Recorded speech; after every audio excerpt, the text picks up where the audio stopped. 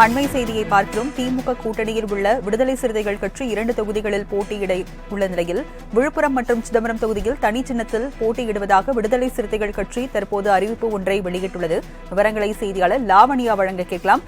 லாவண்யா, 2 தொகுதிகளில் யார் யார் வேட்பாளர்களாக போட்டியிடுகின்றனர்?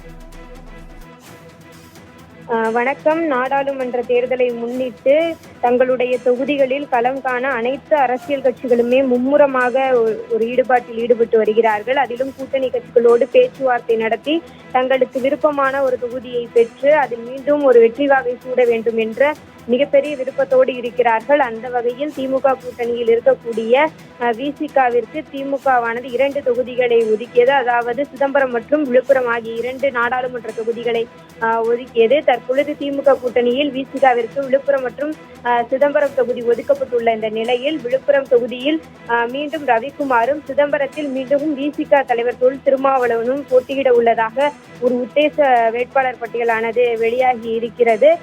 இதன் மூலம் அவர்கள் மீண்டும் தங்களுடைய நாடாளுமன்ற தொகுதியிலே களம் காண உள்ளார்கள்.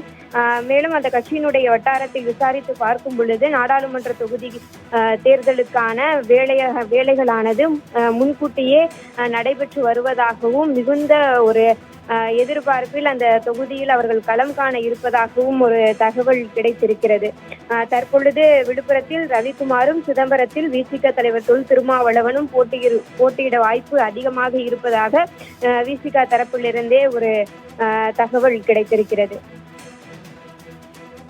விவரங்களுக்கு நன்றி லாவண்யா.